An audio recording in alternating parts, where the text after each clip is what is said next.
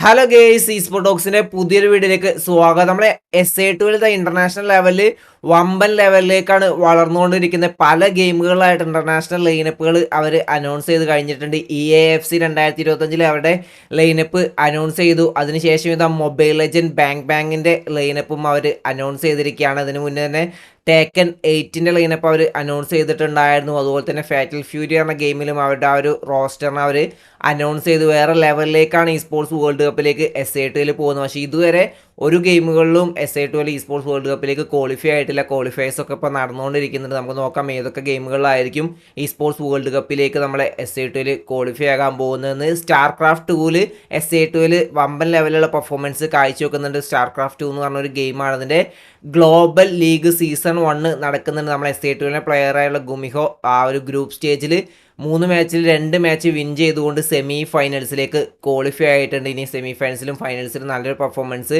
ആ ഒരു പ്ലെയർ കാഴ്ചവെക്കട്ടെ.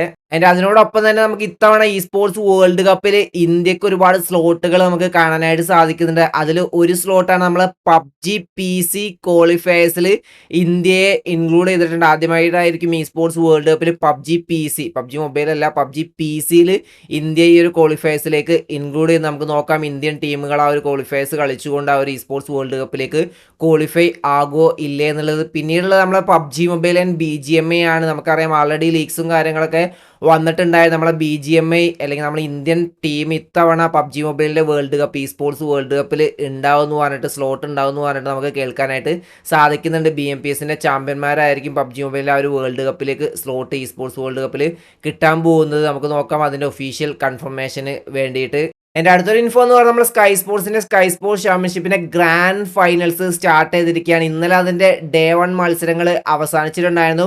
ഇതിൻ്റെ ഫോർമാറ്റ് എന്ന് പറഞ്ഞാൽ കുറച്ച് ഡിഫറെൻറ്റ് ഫോർമാറ്റ് ആയിട്ടാണ് അവർ നടത്തുന്നത്. ഇന്നലെ ഡേ 1 നമ്മൾ ട്രൂപ്പേഴ്സ് ജെല്ലിയുടെ ആ ഒരു ടീം ആ ഒരു പോയിന്റ് ടേബിൾ ടോപ്പിലേക്ക് എത്തിയിരിക്കുകയാണ് 47 പോയിന്റ്. സെക്കൻഡ് IQ സോളും നിൽക്കുന്നുണ്ട് 46 പോയിന്റ്. സോള് വേറെ ലെവൽ പെർഫോമൻസ് കാഴ്ചവെച്ചു. എസ്പെഷ്യലി നമ്മുടെ ഗോബ്ലിനും ലെജറ്റും നക്കുലൊക്കെ അടിപൊളിയായിട്ട് തന്നെ ടീമിനെ ആ ഒരു ഫോമിലേക്ക് എത്തിച്ചിട്ടുണ്ട്. തേർഡ് നമ്മളെ VST എത്തിയിരിക്കുകയാണ്. എസ്പവർ പോയതിനു ശേഷം ടീമിൽ ആ ഒരു പെർഫോമൻസ് നമുക്ക് ഇപ്പോഴും കാണാനായിട്ട് സാധിക്കുന്നുണ്ട്. 44 പോയിന്റുമായിട്ട് ആ ഒരു തേർഡ് പൊസിഷനിൽ നിൽക്കുന്നുണ്ട്. ആൻഡ് ഇതിൻ്റെ ഫോർമാറ്റിൽ വമ്പൻ മാറ്റങ്ങൾ വരുന്നുണ്ട്. ഈ ഒരു ഡേ 1 എന്ന് പറയുന്നത് ജസ്റ്റ് അവരുടെ ഒരു ബോണസ് പോയിന്റ് കിട്ടാനുള്ള മത്സരം മാത്രമായിരുന്നു. അതായത് ടോപ്പിൽ നിൽക്കുന്ന ടീമിന് 10 പോയിന്റ് ബോണസ്, സെക്കൻഡ് നിൽക്കുന്ന ടീമിന് 7 പോയിന്റ്. അങ്ങനെയാണെങ്കിൽ ട്രൂപ്പേഴ്സിന് 10 പോയിന്റ് ബോണസ് കിട്ടി, സോളിന് 7 പോയിന്റും VSTക്ക് 6 പോയിന്റ്. അങ്ങനെ 12 ടീമുകൾക്ക് ഇതിൻ്റെ ബോണസ് പോയിന്റ് കിട്ടും. ഇനി ഡേ 2 അതായത് ഇന്ന് തുടങ്ങുന്നത് ഈ ഒരു ബോണസ് പോയിന്റ് എന്ന് പറഞ്ഞിട്ടുള്ള ആ ഒരു പോയിന്റ് ഇൻക്ലൂഡ് ആയിട്ടായിരിക്കും. അതായത് ട്രൂപ്പേഴ്സിന് 47 പോയിന്റ് അല്ല,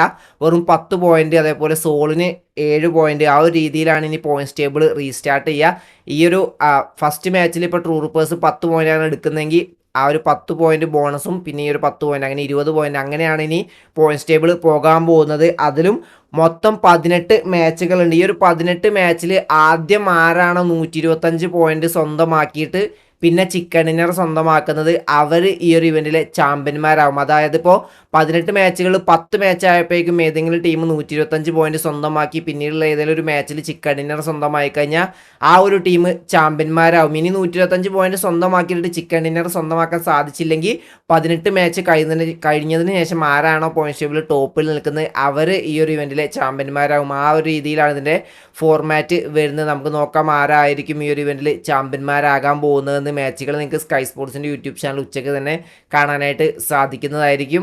ഇനി അടുത്തത് നമ്മളുടെ BGMIയിലെ ലൈനപ്പ് ചേഞ്ചുകളാണ്. വമ്പൻ ഡ്രാമയും വമ്പൻ ചേഞ്ചുകളാണ് നമുക്ക് കാണാനായിട്ട് സാധിക്കുന്നത്. ആദ്യം തന്നെ നമ്മളെ മാക്ക് BMPS നമ്മളെ ട്രോയി തമിഴാസിന് വേണ്ടിയിട്ടാണ് കളിക്കാൻ പോകുന്നത്. നമുക്ക് നോക്കാം മാക്ക് ആ ഒരു ലൈനപ്പിൻ്റെ കൂടെ എത്രത്തോളം അടിപൊളിയായിട്ട് കളിക്കും എന്നുള്ളത്. അതിൻ്റെ അടുത്തൊരു ചേഞ്ച് എന്ന് പറഞ്ഞാൽ നിങ്ങൾക്ക് എല്ലാവർക്കും അറിയാം എസ്പവർ VST ലെഫ്റ്റ് ആയിക്കൊണ്ട് ഗോൾ ലേക്കിലേക്ക് ജോയിൻ ചെയ്തിരിക്കുകയാണ്. ഇത് 3ാമത്തെ തവണയാണ് ഗോൾ ലേക്കിലേക്ക് നമ്മൾ എസ്പവർ പോകുന്നത്. ഇതിന് മുന്നും എസ്പവർ അവരുടെ കൂടെ കളിച്ചു, അതിൽ നിന്ന് ലെഫ്റ്റ് ആയിട്ടുണ്ടായിരുന്നു. അതിനൊരു റീസൺ പറഞ്ഞത് ജോനതനും നമ്മളെ എസ്പവറും ഒരു ടീമിൽ സെറ്റ് ആവില്ല എന്നുള്ള രീതിയിലൊക്കെ റീസൺസ് ഉണ്ടായിരുന്നു. പക്ഷേ വീണ്ടും അവർ ഒരുമിച്ചിരിക്കുകയാണ്. ഇനി എത്രത്തോളം അടിപൊളിയായിരിക്കും അവരുടെ പെർഫോമൻസ് നമുക്ക് കണ്ടു തന്നെ അറിയാം. എൻ്റെ ആ ഒരു ലൈനപ്പ് തന്നെ സിംബും സാപ്പും കൂടിയും പോസ്റ്റ് ആയിരിക്കുകയാണ്. ഇനി അവർക്ക് എന്തായാലും ലൈനപ്പിൽ കളിക്കാനായിട്ട് സാധിക്കില്ല. ഇനി അവരേതെങ്കിലും വേറെ ടീമിലേക്ക് പോകുമോ ഇല്ലയെന്ന് നമുക്ക് കണ്ടു തന്നെ അറിയാം. ഇനി അതിനോടൊപ്പം തന്നെ RNTXിലും വമ്പൻ ഡ്രാമ നടന്നുകൊണ്ടിരിക്കുകയാണ്. അവർ ഏകദേശം സൗമ്യയെ ട്രൈ ഔട്ട്സ് നടത്തിയിട്ടുണ്ടായിരുന്നു. പക്ഷേ സൗമ്യയെ അവർ ഒഴിവാക്കിയിട്ടുണ്ടായിരുന്നു. സ്പ്രേ ഗോഡിന് അവർ ഒഫീഷ്യലി ഫെയർവെൽ നൽകി റിലീസ് ചെയ്തിട്ടുണ്ടായിരുന്നു. സ്പ്രേ ഗോഡ് നമ്മളുടെ ക്ലച്ച് ഗോഡിൻ്റെ ടീമിൻ്റെ കൂടെ മണി മേക്കേഴ്സിൻ്റെ കൂടെ നമ്മൾ സ്കൈ സ്പോർട്സിൻ്റെ ഫൈനൽസ് വരെ എത്തിയിട്ടുണ്ടായിരുന്നു. ഇപ്പോൾ സ്പ്രേ ഗോഡ് വീണ്ടും ക്ലച്ച് ഗോഡിൻ്റെ ആ ഒരു ടീമിൽ നിന്ന് ലെഫ്റ്റ് ആയിട്ട് വീണ്ടും RNTXിലേക്ക് ജോയിൻ ചെയ്യാൻ പോകുന്നു എന്നാണ് അറിയാനായിട്ട് സാധിക്കുന്നത്. ആലോചിച്ച് ഒഫീഷ്യലി ഫെയർവെൽ നൽകി ഒരാഴ്ച ആയപ്പോഴേക്കും വീണ്ടും ആ ഒരു ടീമിലേക്ക് പോകുന്നു. എന്തൊക്കെയാണ് ഇവിടെ നടക്കുന്നത്? അത് ക്ലച്ച് ഗോഡ് സ്വന്തം ടീമിനെ സെറ്റാക്കി പുതിയ ഓർഗിലേക്കൊക്കെ പോകാൻ നിൽക്കുന്ന സമയത്താണ് ക്ലച്ച് ഗോഡിനെ ഒഴിവാക്കിയിട്ട് സ്പ്രേ ഗോഡ് വീണ്ടും RNTXിലേക്ക് പോകുന്നത്. മൊത്തത്തിൽ ആകപ്പാടൊരു ഷഫിൾ അല്ലെങ്കിൽ ഒരു പ്രൊഫഷണലിസം ഇല്ലാത്ത രീതിയിലാണ് നമ്മളെ ലൈനപ്പ് ചേഞ്ചുകളും കാര്യങ്ങളൊക്കെ കാണാനായിട്ട് സാധിക്കുന്നത്. സോളിൽ നിന്ന് ലെഫ്റ്റായ നമ്മുടെ സൗമ്യയും ഹണ്ടേഴ്സിനും പ്രോപ്പറായിട്ട് ടീം തന്നെ കിട്ടിയിട്ടില്ല എന്നുള്ള അവസ്ഥയിലാണ് നിൽക്കുന്നത്. ഹണ്ടേഴ്സ് അത് സ്റ്റോറിയിലൂടെ പറഞ്ഞിട്ടുണ്ടായിരുന്നു, എനിക്ക് ഓപ്പൺ ഫോർ ആളാണ്, ലൈനപ്പിനെ നോക്കുകയാണ്, BMPS ചിലപ്പോൾ മിസ്സാവും എന്നൊക്കെ പറഞ്ഞ് സ്റ്റോറി ഇട്ടിട്ടുണ്ടായിരുന്നു. ഇപ്പോൾ ഏകദേശം ടീം സെറ്റ് ആയിട്ടുണ്ടെന്നാണ് അറിയാനായിട്ട് സാധിക്കുന്നത്. കാരണം BMPS വരുന്ന ആഴ്ചയിൽ തന്നെ നമുക്ക് സ്റ്റാർട്ട് ചെയ്യുന്നതായിരിക്കും. 96 ഇൻവൈറ്റഡ് ടീംസുകളാണ് BMPSൽ വരാൻ പോകുന്നത്. നമ്മളെ മലയാളി ലൈനപ്പുകൾക്കും കുറേ പേർക്ക് LHSന് അടക്കമുള്ളവർക്ക് ഇതിൽ ഇൻവൈറ്റും കിട്ടിയിട്ടുണ്ട്. നമുക്ക് നോക്കാം എത്രത്തോളം അടിപൊളിയായിട്ട് നമ്മുടെ മലയാളി ടീമുകൾ ഇതിൽ കളിക്കുന്നുള്ളത്. ആൻഡ് എസ്പവർ നിങ്ങൾക്കറിയാം VSTയെ ലെഫ്റ്റ് ചെയ്തിട്ടായിരുന്നു. ഒഫീഷ്യൽ ചാമ്പ്യൻ ആയതിനു ശേഷമാണ് എസ്പവർ VSTയെ ലെഫ്റ്റ് ചെയ്തിട്ടുള്ളത്. VSTയിൽ നല്ലൊരു പെർഫോമൻസ് എസ്പവറും അല്ലെങ്കിൽ ആ മൊത്തത്തിൽ ടീം കാഴ്ചവെച്ചിട്ടുണ്ടായിരുന്നു. പിന്നെ എന്തിനാണ് എസ്പവർ ആ ഒരു ടീം ലെഫ്റ്റ് ചെയ്ത് പൈസയ്ക്ക് വേണ്ടി അല്ലെങ്കിൽ ഫെയിമിന് വേണ്ടിയിട്ടാണ് ഗോളിലേക്കിലേക്ക് ജോയിൻ ചെയ്തെന്നുള്ള അവസ്ഥയാണ് നിൽക്കുന്നത്.